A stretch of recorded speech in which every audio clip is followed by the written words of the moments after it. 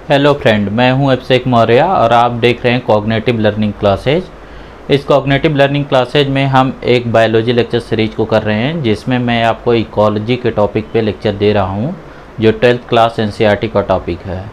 इसमें हमने एक सेगमेंट को ख़त्म कर लिया है। हमने चैप्टर शुरू किया था ऑर्गेनिज्म एंड पॉपुलेशन, और उसमें ऑर्गेनिज्म लेवल की जो इकोलॉजी थी उसको हमने पढ़ लिया है, जो भी आपके सिलेबस के अकॉर्डिंग थी। ठीक है फ्रेंड, नेक्स्ट वन जो है वो है, अब हम स्टार्ट करेंगे पॉपुलेशन लेवल पे। तो पॉपुलेशन लेवल पे इकोलॉजी क्या होगी उसकी समरी मैं आज आपको प्रोवाइड करूंगा, और कुछ पॉपुलेशन से रिलेटेड टर्मिनोलॉजी है जिसे पॉपुलेशन एट्रीब्यूट्स बोलते हैं, जो इंडिविजुअल लेवल पे नहीं होती है, सिर्फ पॉपुलेशन लेवल पे होती है। उसका क्या सिग्निफिकेंस है, उसको क्यों स्टडी करते हैं, इसके बारे में आपको मेंशन किया गया है, तो उससे रिलेटेड मैं आपको लेक्चर प्रोवाइड करूँगा। तो फ्रेंड, इससे पहले मैं पॉपुलेशन लेवल की इकोलॉजी को स्टार्ट करूं, मैं आप सबसे एक रिक्वेस्ट करना चाहूँगा कि अगर आप लोग मेरे चैनल पे न्यू हैं और अगर आपको जो है ये मेरे लेक्चर जो हैं ये आपको नीट और एम्स के प्रिपरेशन के लिए आपको रेलिवेंट मटेरियल लगता है, आपको लगता है कि इससे आपको बेनिफिट मिलता है, तो चैनल को लाइक और सब्सक्राइब करिए, और डिफरेंट मीडिया प्लेटफार्म पे अपने स्टडी ग्रुप के बीच अपने फ्रेंड सर्किल में इस चैनल के लिंक को, वीडियो के लिंक को शेयर करिए, और कमेंट रेट में मुझे बताइए कि आपको ये कैसा लग रहा, फीडबैक के लिए जो भी आपके एक्सपीरियंस है। तो फ्रेंड, देर न करते हुए हम स्टार्ट करते हैं पॉपुलेशन लेवल की जेनेटिक्स। देखो, जैसे हमने जब स्टार्ट किया तो आपको बताया था कि लेवल ऑफ ऑर्गेनाइजेशन, उसमें सबसे पहला लेवल था ऑर्गेनिज्म लेवल। ठीक है, जैसे ये तो आज का टॉपिक है, ये कुछ टॉपिक मुझे डिस्कस करना है। यहाँ देखिए आप, जैसे सबसे पहले हमने देखा था ऑर्गेनिज्म के लेवल पे, इससे पहले जो स्टडी कर रहे थे। फिर आपको बताया था ऑर्गेनिज्म के बाद दूसरा जो लेवल होता है वो होता है पॉपुलेशन का, और पॉपुलेशन के बाद थर्ड वन जो होगा वो कम्युनिटी का है। तो बेसिकली जैसे आप देखिए ना, तो आपको ऑर्गेनिज्म लेवल पे जो इकोलॉजी था उसका डिस्कशन इसके आधे पार्ट में मैंने प्रीवियस लेक्चर में जो प्रोवाइड किया है उसमें दिखाया गया। एक बात ये जानिए कि ऑर्गेनिज्म लेवल पे जो ऑर्गेनाइजेशन है ना, ये ऑर्गेनाइजेशन एक थ्योरेटिकल एक्सरसाइज है। रियलिटी में ऑर्गेनिज्म लेवल पे कोई चीज़ एग्जिस्ट नहीं करती है। जो रियल चीज़ एग्जिस्ट करती है वो पॉपुलेशन एग्जिस्ट करती है। इसका मीनिंग क्या होता है मैं आपको समझाता हूँ।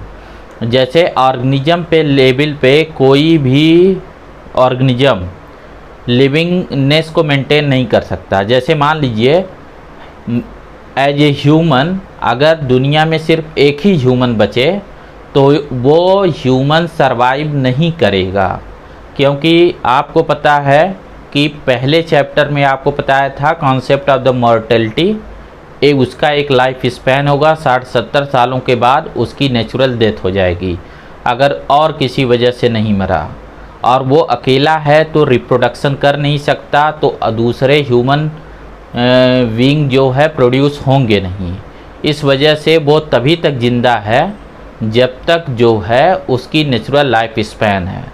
अब रियलिटी में नेचर में क्या है कि हर एक ऑर्गेनिज्म को जो आप देखते हैं वो आज लिविंगनेस को इसी वजह से मेंटेन किए हैं कि वो इंडिविजुअल नहीं है, वो किसी न किसी पॉपुलेशंस के पार्ट हैं। इसी वजह से पॉपुलेशन होती क्या है उसको हमें पहले डिफाइन करना है। तो मैं आपको बताता हूँ कुछ की कॉन्सेप्ट से कि पॉपुलेशंस बोलते किसे हैं इकोलॉजिकली। देखो, पॉपुलेशन एक वेल डिफाइंड जियोग्राफिकल एरिया में होता है। ठीक है, किसी भी वेल डिफाइंड जियोग्राफिकल एरिया में इसका डिस्ट्रीब्यूशन होता है। फिर इसके बाद दूसरा चीज़ होता है कि इस पॉपुलेशन के जितने मेंबर्स हैं वो सारे या तो शेयर करते हैं या कम्पीट करते हैं रिसोर्स के लिए। ये दोनों हो सकता है। आगे इसी टॉपिक में आपको पॉपुलेशन इंटरेक्शन पढ़ाई जाएगी, जिसमें आप देखेंगे कि जो कंपटीशन होता है उसमें शेयरिंग भी होती है और उसमें एक्सक्लूसिव कंपटीशन भी होता है, गॉस का थ्योरम। ठीक है, अभी जस्ट इसको जानिए।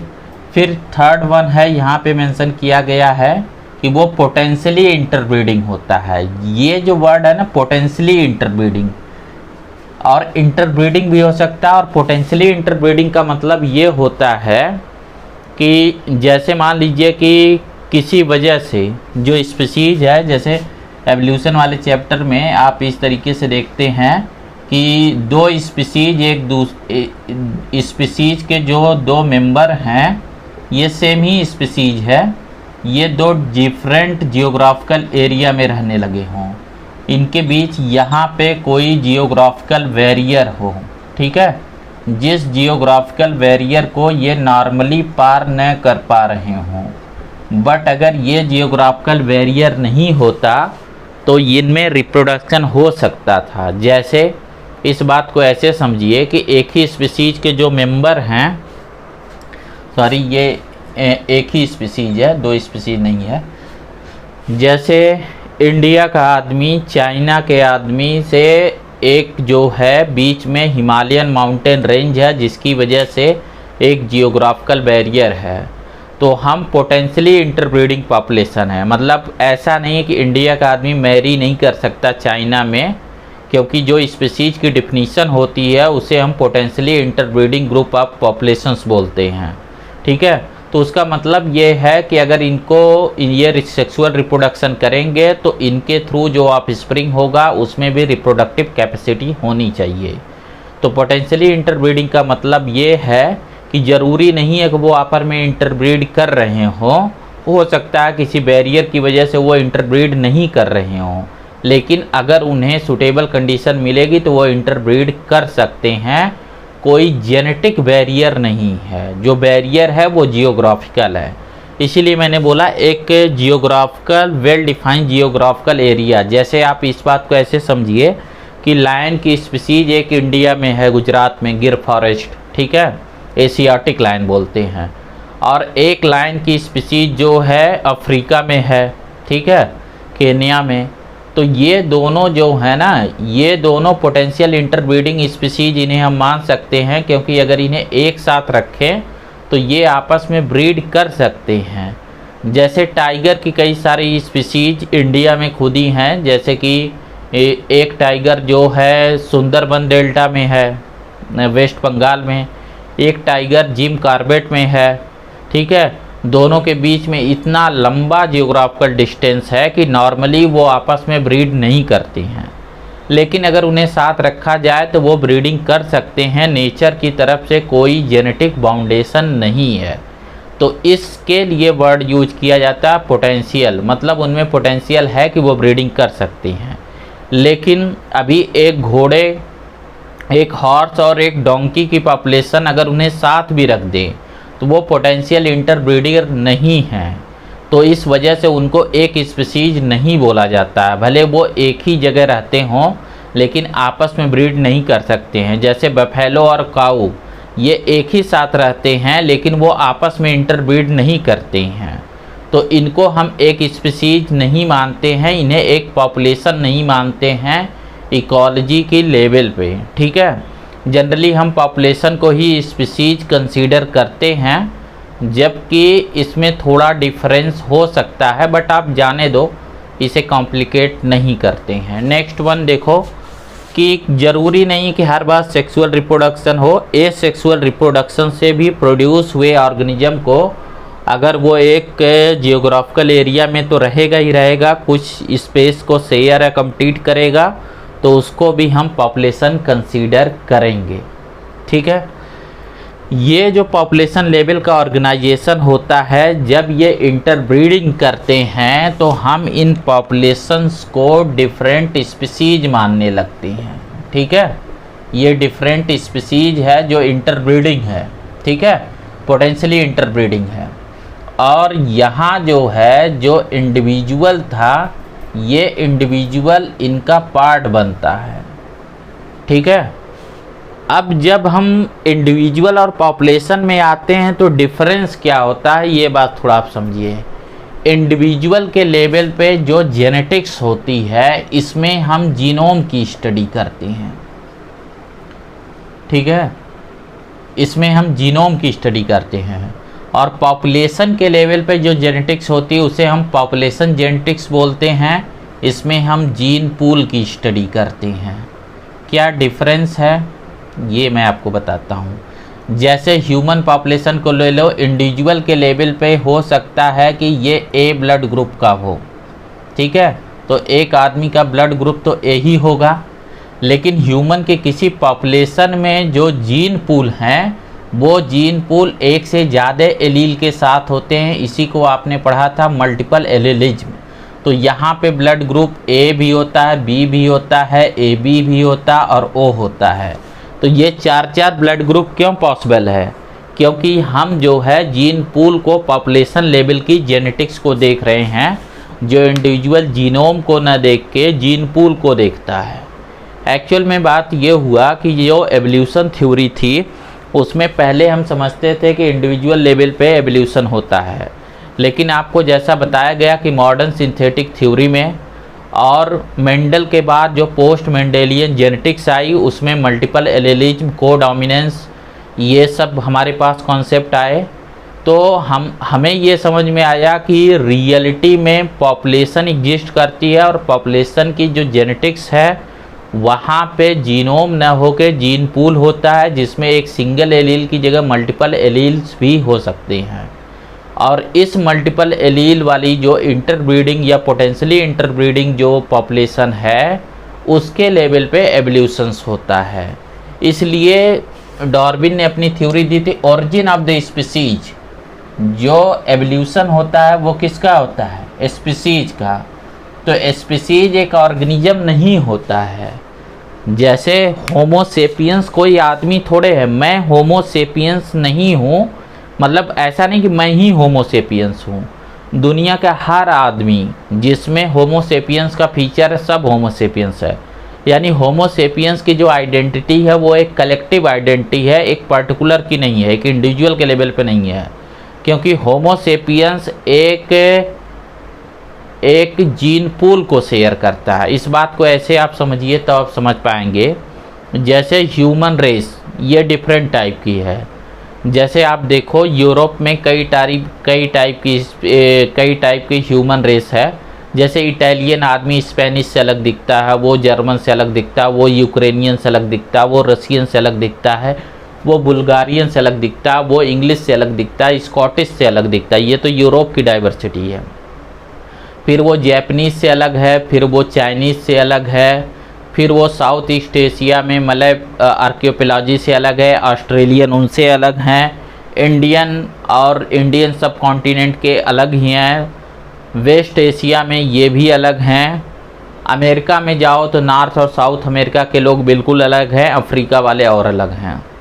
तो अगर हम पूरी दुनिया में देखें तो पूरी दुनिया में हर एक, जैसे हम जो इंडिविजुअल बॉडी बनी है, जैसे मेरी आँखें, मेरे हेयर, मेरे बॉडी का टेक्सचर है ना, फेस का जो ओरिएंटेशन है, ये दुनिया में ये अगर हम मल्टीपल एलीलिज्म के फार्म में, जीन पूल के फार्म में देखें तो एक जर्मन भी होमोसेपियंस है और मैं भी होमोसेपियंस है। बस जर्मन की आंखें नीली होंगी और मेरी आंखें काली हैं। मेरे हेयर ब्लैक हैं, उसके हेयर ब्लॉन्ड होंगे सफ़ेद वाइटिश से, है ना, गोल्डन वाइट। तो कुछ के रेड हेयर हैं, समझे इस बात को।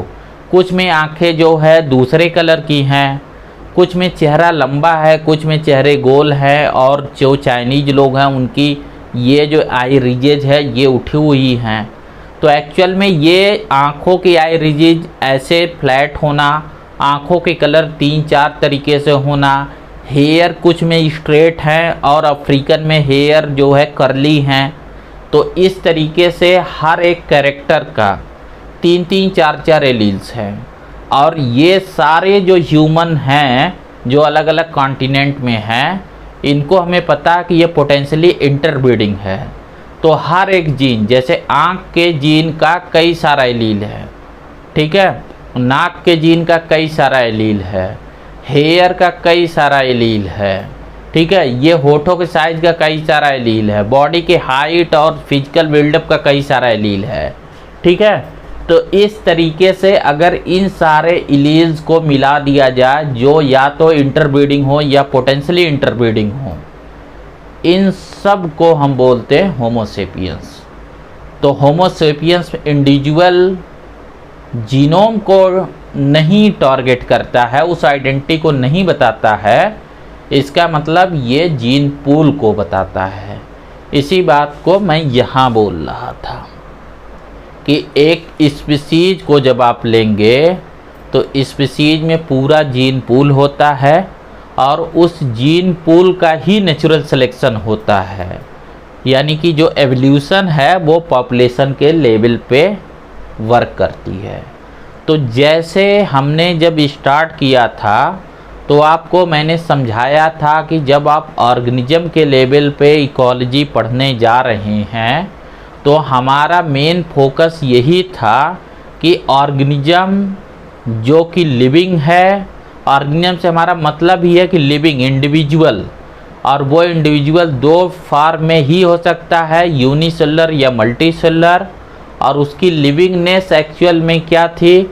उसकी लिविंगनेस एक्चुअल में क्या थी कि उसकी लिविंगनेस या तो उसकी लिविंगनेस होम्योस्टैसिस के फॉर्म में थी, या तो यूनिसेलुलर फॉर्म में या तो मल्टीसेलुलर फॉर्म में। और जो हम इकोलॉजी में स्टडी कर रहे थे वो बेसिकली सबका क्रक्स यही था कि हम यही समझना चाह रहे थे कि ऑर्गेनिज्म लेवल पे जब बाहर का एनवायरनमेंट बहुत वेरिएबल है तो अंदर वो स्टेबल एनवायरनमेंट या लिविंगनेस को कैसे मेंटेन करता है। तो सारी इकोलॉजी इस पे थी, यानी इकोलॉजी में हम बेसिकली स्टडी कर रहे थे कि एक इंडिविजुअल ऑर्गेनिज्म अपने एनवायरनमेंट के एबायोटिक फैक्टर से कैसे इंटरैक्ट करता है।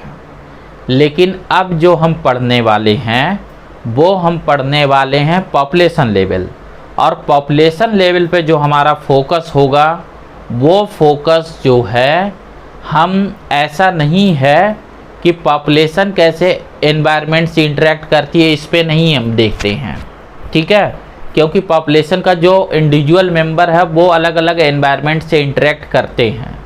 पॉपुलेशन एज ए होल, जैसे यहाँ थोड़ा और इसे समझिए कि जैसे हमने पॉपुलेशन को डिफाइन कर दिया इन फीचर के साथ, कोई एक पॉपुलेशन है। अब ये पॉपुलेशन अकेली नहीं है, जो लिविंग कंपोनेंट है ना इकोसिस्टम का, उसमें ये पॉपुलेशन अकेली नहीं है, ये पॉपुलेशन कई सारी हैं, ठीक है। जैसे मैं इस बात को ऐसे समझाऊँ आपको कि जैसे हम एक इकोसिस्टम लेते हैं तो इकोसिस्टम में मैंने बोला था एक तो प्रोड्यूसर्स होंगे, दूसरे इन पे कंज्यूमर्स होंगे मिनिमम, और तीसरे डिकम्पोजर होंगे, ठीक है। ये तो मिनिमम ऑर्गेनाइजेशन है किसी भी जो है किसी भी इकोसिस्टम का। तो प्रोड्यूसर में कोई एक सिंगल प्लांट ना होके मल्टीपल स्पीसीज है। जैसे मान लो यहाँ पे स्पीसीज है A, B, C, D, ठीक है। और कंज्यूमर के लेवल पे यहाँ भी मल्टीपल स्पीसीज है। जैसे मान लो यहाँ पे ये है U, V, X, Y, ठीक है। और डिकम्पोजर के लेवल पे भी बहुत सारे हैं, जैसे M, N, O, ठीक है। तो ये सारे स्पीसीज क्या होंगे? पॉपुलेशंस। ये सारे स्पीसीज अलग अलग क्या हैं? पॉपुलेशन। अब हम कहेंगे species A, B, C, D, जो सारी प्रोड्यूसर की स्पीसीज है, ये सब एक ही रोल इकोसिस्टम में प्ले करते हैं। इकोसिस्टम में इनका एक ही रोल है प्रोड्यूसर का। तो इन सब प्रोड्यूसर वाले पॉपुलेशन को कलेक्टिवली जब हम बोलते हैं तो इनको हम बोलते हैं एक कम्युनिटी, यानी ये प्रोड्यूसर की कम्युनिटी है। ऐसे ही कंज्यूमर के लेवल पे U, V, X, Y, ये चार स्पीसीज हैं जो चारों कंज्यूमर हैं, जो चारों इस प्रोड्यूसर को कंज्यूम करती हैं। इन चारों की जब हम कलेक्टिव आइडेंटिटी को लेंगे तो ये इनकी कम्युनिटी है। और इसी तरीके से डिकम्पोजर के 3 कम्युनिटी हैं। इस तरीके से अगर हम बोलेंगे तो इस इकोसिस्टम में मेजर 3 कम्युनिटी हैं, प्रोड्यूसर, कंज्यूमर और डिकम्पोजर। ठीक है, और ये कम्युनिटी अलग अलग स्पीशीज से बनी हुई हैं। ठीक है, ये कोई फिक्स नहीं होता है कि कहीं पे कोई कम्युनिटी में कितने स्पीशीज हों, ये अलग अलग जगह वेरी करता है। वो कैसे वेरी करेगा वो हम पढ़ेंगे। ठीक है, वो इकोसिस्टम में पढ़ेंगे। आपको मेन इंसाइट जो मैं देना चाह रहा हूँ वो ये देना चाह रहा हूँ कि पॉपुलेशन के बाद अगला लेवल कम्युनिटी क्यों आता है। जब हम कम्युनिटी की बात करते हैं तो जाहिर सी बात है, एक कम्युनिटी दूसरे कम्युनिटी से किसी न किसी रिलेशन से जुड़ी है, इकोलॉजिकल रिलेशन। जैसे ये प्रोड्यूसर है, ये कंज्यूमर है, तो प्रोड्यूसर को कंज्यूमर कंज्यूम करेगा। तो यहाँ जो रिलेशन होता है, इस रिलेशन में जैसे मान लो यहाँ स्पीशीज ए को स्पीशीज एक्स कंज्यूम करता है, तो स्पीशीज ए जो है प्रे होगा, स्पीशीज एक्स जो है प्रीडेटर होगा। तो यहाँ एक्स जो स्पीशीज है, तो मैंने पहले ही आपको बताया कि एक स्पीशीज क्या होती है, पॉपुलेशन, और ये भी पॉपुलेशन है। तो दो पॉपुलेशन के बीच एक्चुअल में क्या है, इंटरेक्शन है। इस इंटरेक्शन में हमने वो चीज़ छोड़ दिया है, एबायोटिक क्या असर हो रहा है। देखो, असर तो दोनों एक साथ होता है, इन पे एबायोटिक असर भी होगा। जैसे ये प्रीडेटर है, ठीक है, ये प्रीडेटर है यहाँ पे, और ये इसका प्रे है। तो जाहिर सी बात है कि प्रीडेटर को प्रे की शिकार करना है, इसको जो है कंज्यूम करना है। अब बाहर धूप है, गर्मी है, एबायोटिक जो मॉइस्चर है, जो लाइट है नहीं है, जो चेंजेज हो रहे हैं, वो इन पे असर डालते हैं। लेकिन अभी हम उन्हें स्टडी नहीं कर रहे हैं, क्योंकि वो इंडिविजुअल लेवल पे हम उन्हें देख चुके हैं। यहाँ हमारा जो मेन फोकस होता है कि एक लिविंग दूसरे लिविंग से कैसे इंटरेक्ट करता है। तो ये लिविंग जो इंटरेक्ट करता है दूसरे लिविंग का, वो फंडामेंटली किस नेचर का है, पॉपुलेशन के नेचर पे। यानी एक पॉपुलेशन दूसरे पॉपुलेशन से कैसे इंटरेक्ट करती है, या यूँ कहें कि एक स्पीशीज दूसरे स्पीशीज से कैसे इंटरेक्ट करती है, या इसी को बोल सकते हैं कि एक कम्युनिटी दूसरे कम्युनिटी से कैसे इंटरेक्ट करेगी। तो आपको दिमाग में ये बातें क्लियर होनी चाहिए कि पॉपुलेशन ही कम्युनिटी बना रही है और पॉपुलेशन ही स्पीशीज होती है, बशर्ते कि उसमें ये सारे चीज़ें हों कि वो एक वेल डिफाइंड जियोग्राफिकल एरिया में उसका डिस्ट्रीब्यूशन हो, वो कॉमन रिसोर्स को शेयर या कम्पीट करते हों, पोटेंशियली इंटरब्रीडिंग हो, चाहे एसेक्सुअली इंटरब्रीडिंग हो। एसेक्सुअली रिप्रोड्यूस क्यों हम बोल रहे हैं, क्योंकि जैसे मान लो बैक्टीरिया भी तो है ना, बैक्टीरिया अगर है तो बैक्टीरिया में तो सेक्सुअल रिप्रोडक्शन होता नहीं है। तो जो ग्रुप ऑफ बैक्टीरिया जो एक ही पेरेंट्स के डिसेंडेंट हों, जो बाइनरी फिशन के थ्रू बने हों, तो उनको भी हम इंटरब्रीडिंग न बोल के उन्हें एसेक्सुअली रिप्रोड्यूस पॉपुलेशंस बोलते हैं। ऐसा कोई दिक्कत नहीं है, बाकी चीज़ें उनमें भी बराबर ही होती हैं। मतलब वो भी एक वेल डिफाइंड जियोग्राफिकल एरिया में है, वो भी कम्पीट करते हैं या शेयर करते हैं, ये सारी बातें वहाँ भी एग्जिस्ट करेगी। तो जो आपको मैं समझाना चाह रहा था वो बातें मेरे ख्याल से आपको समझ में आ गई होगी कि पॉपुलेशन लेवल इकोलॉजिकल ऑर्गेनाइजेशन का मीनिंग क्या होता है, और यहाँ हम किस टाइप के इंटरेक्शन को पढ़ेंगे। यहाँ जो इंटरेक्शन है वो लिविंग इंटरेक्शन है। जब पहली बार इकोलॉजी की डिफिनीशन मैंने बताई थी तो मैंने बोला था लिविंग का इंटरेक्शन और लिविंग और नॉन लिविंग का इंटरेक्शन, बायोटिक और एबायोटिक का इंटरेक्शन, इनको कंबाइंड फॉर्म में हम इकोलॉजी बोलते हैं। तो इस पॉपुलेशन लेवल पे जो पहले तो पॉपुलेशन के कॉन्सेप्ट को आपको समझाने की कोशिश की गई है, और एक बार जब आप पॉपुलेशन के कॉन्सेप्ट को समझ जाएंगे तब आपके बुक में जो टॉपिक मेंशन है उसमें आपको पॉपुलेशन इंटरेक्शन मेंशन है, अलग अलग तरीके के पॉपुलेशन इंटरेक्शन। तो इससे पहले हम पॉपुलेशन इंटरेक्शन पे जाएं, पॉपुलेशन लेवल से रिलेटेड कुछ एक स्पेशल जो है कैरेक्टरिस्टिक्स हैं, एट्रीब्यूट्स हैं, उनको मैं आपको पहले बता दूं। ठीक है, जल्दी में, ये कोई बहुत टफ चीज़ नहीं है, बस इसको आप समझ जाओ। जो पॉपुलेशन एट्रीब्यूट आपको दिए गए हैं उसमें है per capita death and birth rate. जैसे जब आप इंडिविजुअल को देखते हैं तो एक इंडिविजुअल का लाइफ स्पैन होता है, क्योंकि वो एक मॉर्टल है, वो इमॉर्टल नहीं है। आपने पहले चैप्टर में रिप्रोडक्शन में पढ़ रखा था ना कि उसका एक फिक्स लाइफ स्पैन है, उसके बाद उसकी बर्थ होगी तो उसकी डेथ होगी, उसकी लाइफ साइकिल है। लेकिन एक स्पीसीज जो है, एक पॉपुलेशन होता है ना, तो स्पीसीज नहीं मरती। जैसे मेरे मरने के बाद भी होमो सेपियंस जिंदा रहेंगे, एक टाइगर के मरने के बाद भी पैंथेरा टाइग्रिस जो उसकी स्पीसीज है वो जिंदा रहती है। तो एक्चुअल में इंडिविजुअल की डेथ से उसकी पॉपुलेशन नहीं मरती है। ऐसा क्यों होता है और इसको ये इंडिविजुअल के बर्थ और डेथ से कैसे अलग है, तो इसके लिए जो टर्म मेंशन किया गया है वो है per capita death and birth rate, जिसे बोलते हैं। जैसे कि 10 कोई पॉपुलेशन में 10 मेंबर हैं तो 10 पे कितने लोगों की डेथ हो रही है और कितने लोगों की बर्थ हो रही है, उसी को हम पर कैपिटा बोलते हैं। कि कितने पे हम निकाल रहे हैं कि इतने पे इतने लोगों की डेथ हो रही है, इतने पे इतने लोगों की बर्थ हो रही है।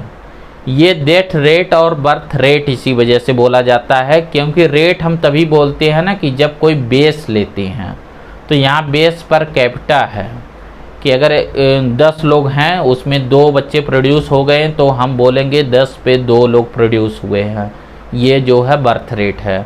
और 1 लोगों की डेथ हो गई है तो 1 बचा उसमें से बर्थ रेट, ठीक है। इसी तरीके से कुछ और चीज़ें मेंशन है। देखो ये तो आप समझ जाओगे, मेन चीज़ इसमें क्या बताना है वो मैं उस पर आता हूँ। सेक्स रेशियो, इंडिविजुअल में सेक्स होता है मेल या फीमेल, और पॉपुलेशन में सेक्स रेशियो होता है। मतलब जब हम ये मेंशन करते हैं कि 100 के पॉपुलेशन पे अगर हमने 100 ले लिया तो 100 पे कितने मेल हैं या 100 पे कितने फीमेल हैं, पर 100 मेल पे कितने फीमेल हैं, पर 100 फीमेल पे कितने मेल हैं, इसको हम बोलते हैं सेक्स रेशियो। ऐसे ही पॉपुलेशन डेंसिटी, पॉपुलेशन डेंसिटी का मतलब है कि एक यूनिट एरिया में कितने नंबर हैं पॉपुलेशंस के। जैसे 100 स्क्वायर मीटर में इतने नंबर हैं तो उसको हम बोलेंगे पॉपुलेशन डेंसिटी।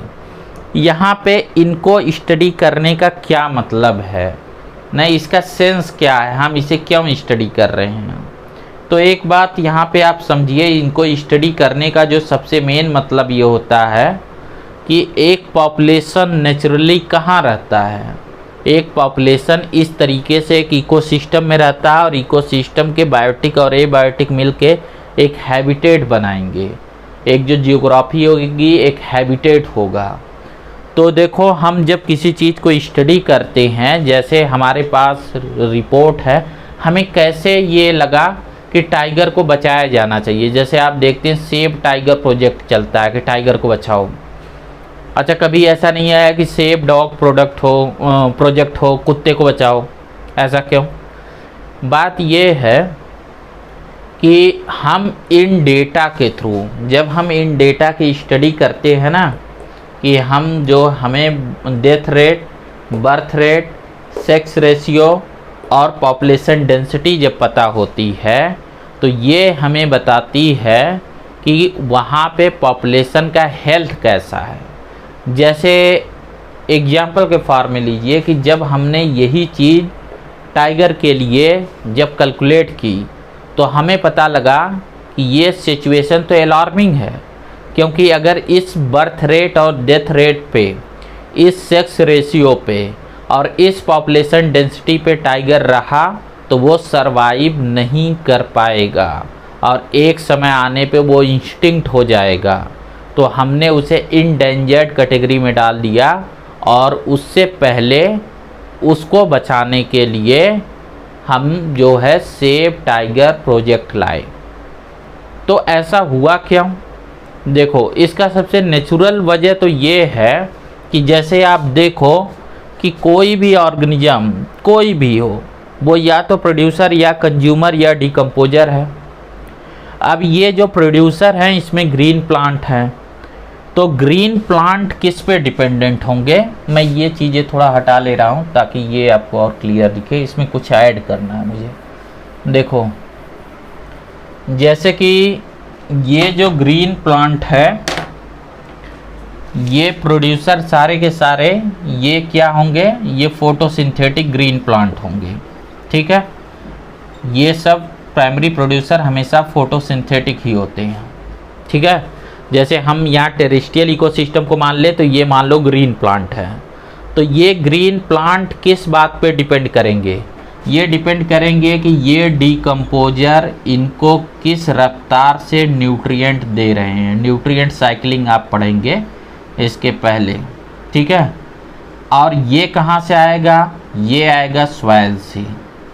ठीक है, अब ये जो सॉइल से आएगा और बाकी जो है सन से इन्हें सनलाइट कैसी मिल रही है, ये चीज़ मैंने आपको समझा रखी थी कि सनलाइट का मिलना तो डिपेंड करता है ना कि ग्लोब पे इसकी पोजीशन क्या है, ये कहाँ पे है। तो अगर एक देखो ये स्पेसिफिक एक जियोग्राफिकल एरिया हमने ले लिया, वेल डिफाइंड जियोग्राफिकल एरिया। इस जियोग्राफिकल एरिया में जो सारी मिट्टी होगी वो सारे डिकम्पोजर के साथ इसमें कितने न्यूट्रिएंट होंगे एक पर्टिकुलर टाइम पे ये तो फिक्स होगा, और उतनी सनलाइट यहाँ जो मिलती होगी ये भी फिक्स होगा। यहाँ जो प्रेसिपिटेशन जो बारिश होती होगी, जो प्रेसिपिटेट यहाँ जो वाटर की अवेलेबिलिटी होगी वो भी फिक्स होगा। तो फोटोसिंथेसिस के थ्रू कितना जो है यहाँ प्रोड्यूस कितना प्रोडक्टिविटी बनाई जा सकती है वो भी फिक्स होगा कि यहाँ पे कितना बायोमास होगा। और आपने पढ़ा होगा फूड चेन फूड वेब के थ्रू कि जितना बायोमास यहाँ होगा उसका 10% ही यहाँ जाएगा। अगर ये 100 किलोग्राम है तो अगले लेवल पे सिर्फ 10 किलोग्राम जाएगा। तो थ्योरेटिकली किसी भी जगह के ये सारे पैरामीटर से हमें ये पता हो जाता है कि यहाँ टोटल कितना जो है बायोमास सपोर्ट होगा इस एरिया में। ठीक है, ये थ्योरेटिकल है कि जैसे आपको पता हो गया ये जो है इससे मैं ज़्यादा ले रहा हूँ। जैसे मान लो कि यहाँ ये 10⁸ kg है।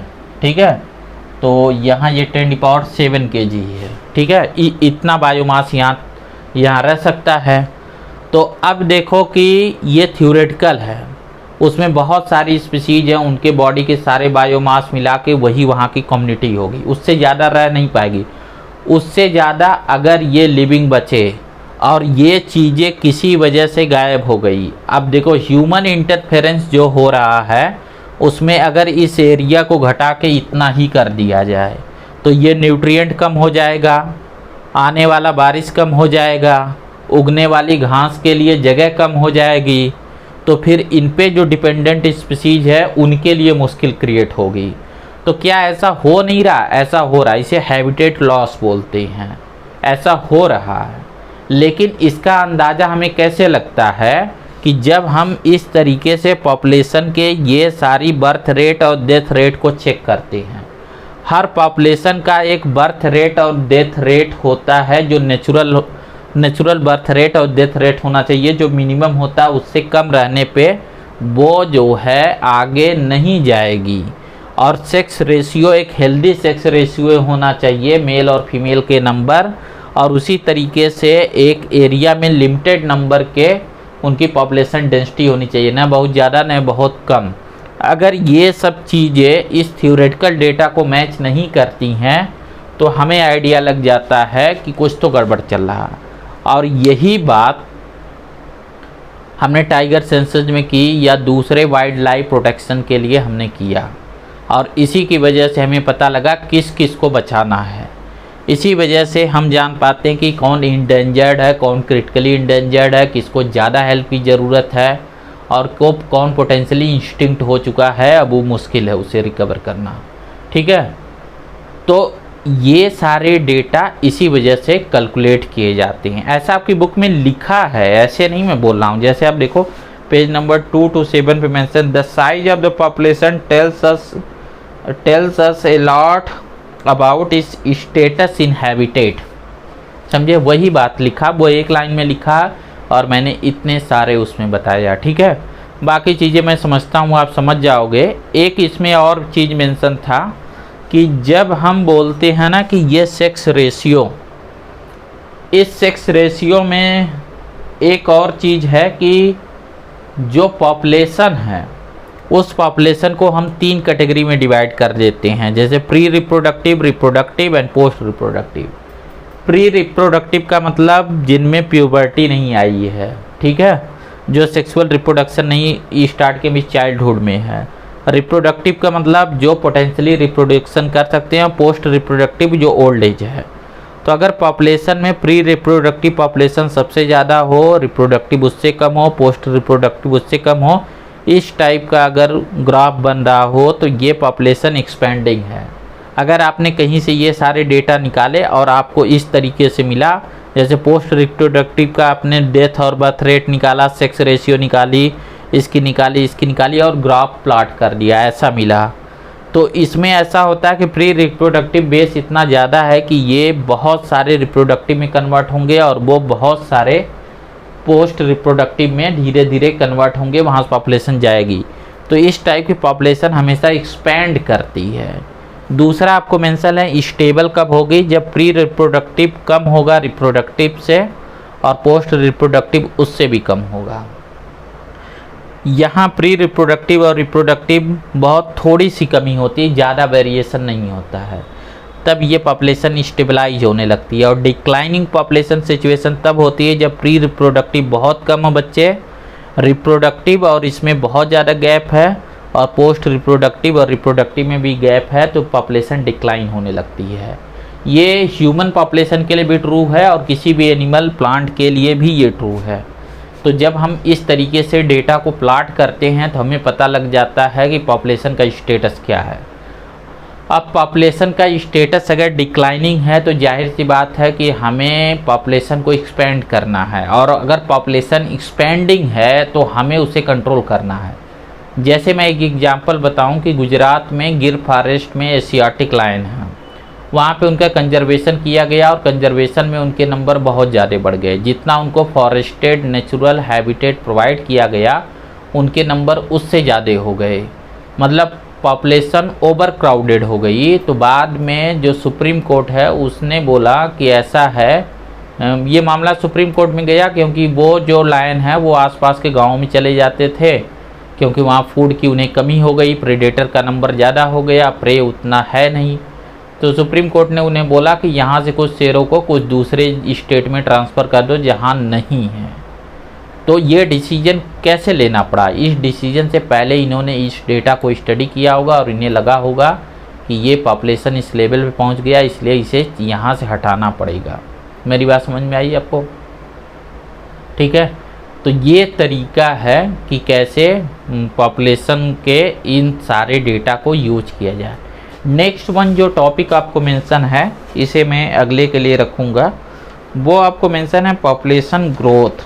ठीक है, इसे हम अगले में पढ़ेंगे। पॉपुलेशन ग्रोथ के बाद हम पढ़ेंगे पॉपुलेशन इंटरेक्शन। तो फिलहाल आज के लिए इतना रहने देते हैं। आप शुरुआत के कुछ टॉपिक पढ़ लेना और मेरे ख्याल से आपको ये समझ में आएगा। ठीक है, नहीं समझ में आएगा तो फिर मुझसे पूछिएगा। लास्ट वन इसमें जो हमें पढ़ना पॉपुलेशन इंटरेक्शन, और उसमें भी फैक्ट वो तो आप पढ़ लेंगे, कॉन्सेप्ट समझना कि एक्चुअल में वो पॉपुलेशन ऐसा इंटरेक्ट क्यों कर रहे हैं। वैसे मैंने जो आज क्लू दिया है उसमें आप कुछ न कुछ आइडिया आपको लग गया होगा। Thank you for watching.